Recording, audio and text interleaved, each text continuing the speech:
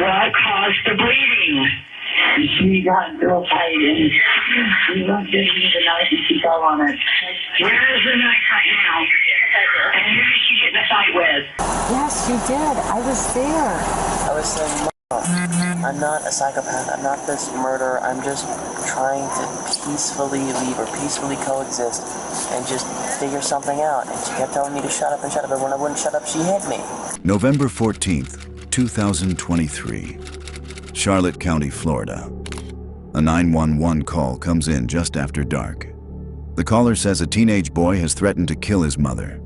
Deputies move fast toward a quiet neighborhood outside Port Charlotte.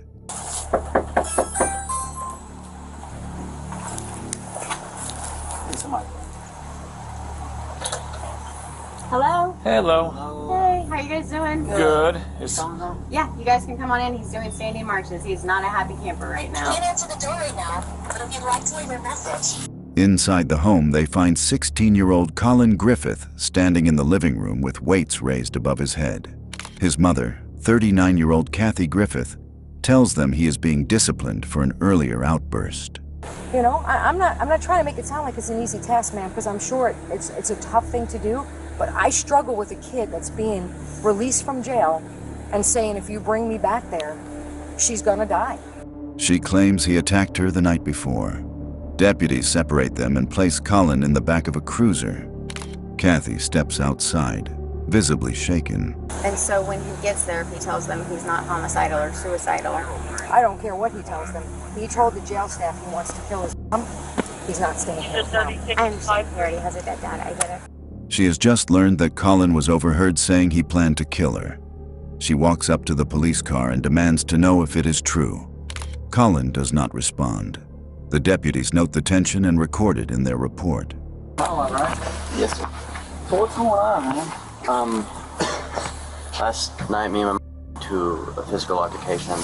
I got arrested for domestic battery, but going in front of a judge today, I have a right to a public defender, and we'll see how that goes. 1 year later, another call reaches dispatch. The same address. Colin is on the phone. His voice is panicked. He says his mother has collapsed in the kitchen and is bleeding. He threatened multiple times and said this to numerous people that he was going to kill her, just like he killed his father. The dispatcher asks for an address, but Colin cannot recall it. He insists his mother fell on a knife. The dispatcher instructs him to perform chest compressions.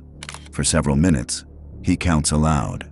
According to the family attorney, Colin was emotionally disturbed and twice threatened to kill his own mother.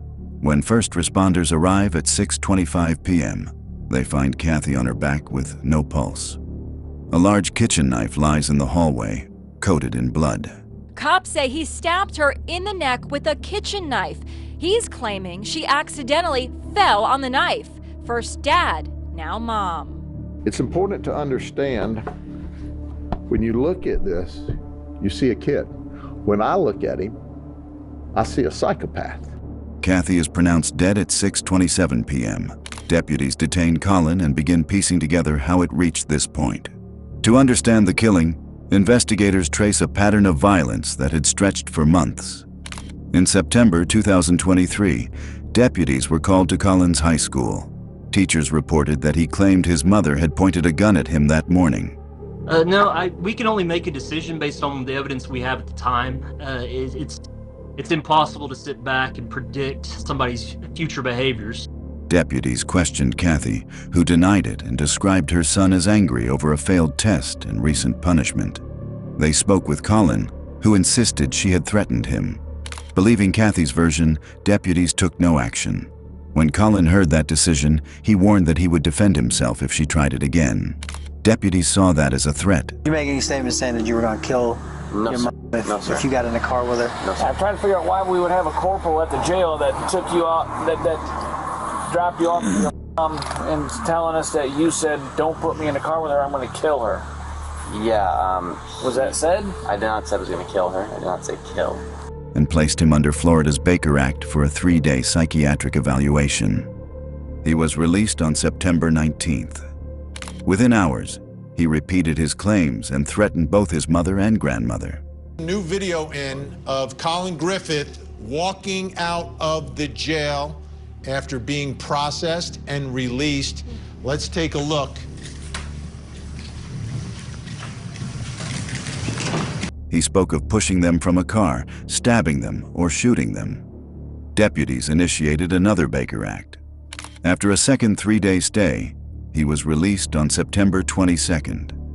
Detectives from the Juvenile Intervention Unit began monitoring the household, speaking with both mother and son almost daily.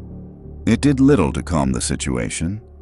He's telling people, I don't feel safe, I don't want to go back with my mom, and yet they kept making him do that. On November 13th, 2023, both Kathy and Colin called law enforcement. Each claimed the other had attacked first. Deputies found Colin on the roadside near the home. He told them his mother hit him, though no marks were visible on his face. Deputies handcuffed him and went inside to hear Kathy's account. So right now, I mean... Yeah. Right. This is the second time today. Okay. She said Colin had kneed her in the stomach and knocked her to the floor after she took his phone away. Her hand was scraped and swollen. Colin's grandmother Susan was present that night. She told deputies that Colin had stayed with her to avoid his mother, but had been forced to return home earlier that day. Colin did not want to come back home. Okay. And I said, you don't have a choice. You have to go back home. And he said, no, I want foster care. And even the corporal was saying, foster care isn't going to be good for you. He had begged to enter foster care. Deputies charged him with domestic violence battery. While waiting in the cruiser, Colin called one of the detectives who had been mentoring him. He explained that he felt two versions of himself existed inside him. One version wanted to live peacefully and help people. The other came out when he felt trapped. He said the darker side had already killed someone once. Here's the shocking twist. Last year, on Valentine's Day, Colin Griffith shot his dad inside their own home. He claimed his dad attacked him and it was self-defense when he opened fire. There were no witnesses, and prosecutors released him, saying there was a lack of evidence to bring him to trial. That statement traced back 9 months earlier. In February 2023, in Oklahoma, Colin's father had allegedly cornered him with a knife. Colin shot him with a firearm kept in the home. Prosecutors charged him with first-degree murder but dropped the case when evidence suggested self-defense.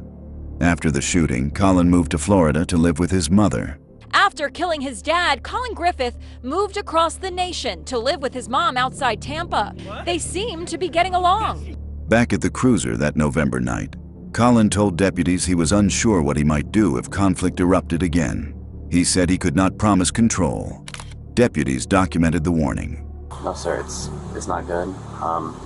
She thinks that I bitch out of her. I don't. She thinks that I'm like psychotic, like literally psychopath, sociopath, something like that. I don't know exactly where she's at. She thinks I'm gonna kill her. The next morning, November 14th, Colin appeared in court. The judge released him to probation while he awaited another hearing. Kathy arrived to drive him home. A detective warned her not to.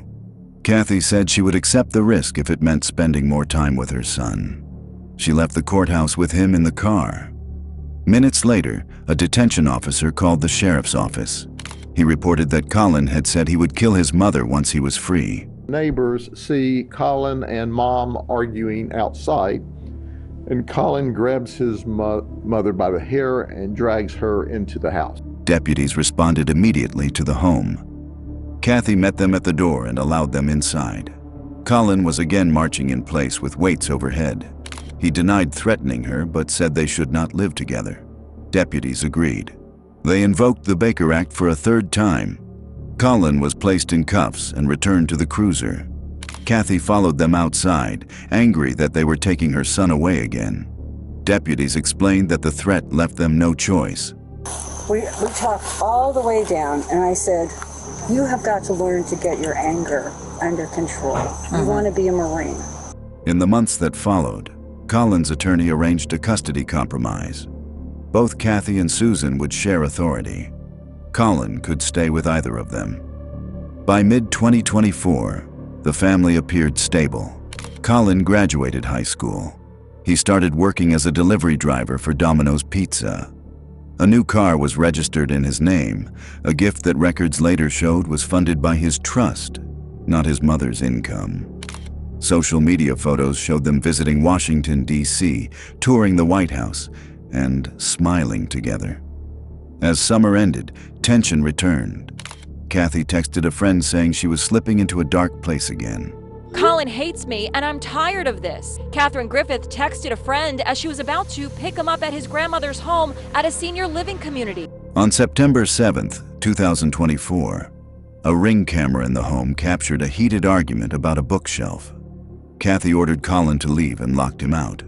He drove to his grandmother's house while Susan was away on vacation. The next morning, Kathy called Susan repeatedly. She demanded Colin be returned home by 10 o'clock.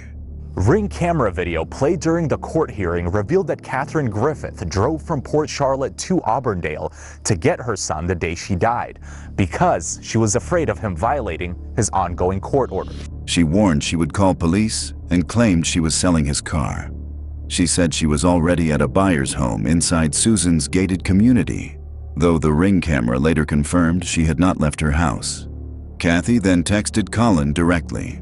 She claimed to have recordings that captured him admitting he planned his father's murder. She threatened to send them to relatives and friends by 3 that afternoon. She added that her father also had audio of Colin planning her death months earlier.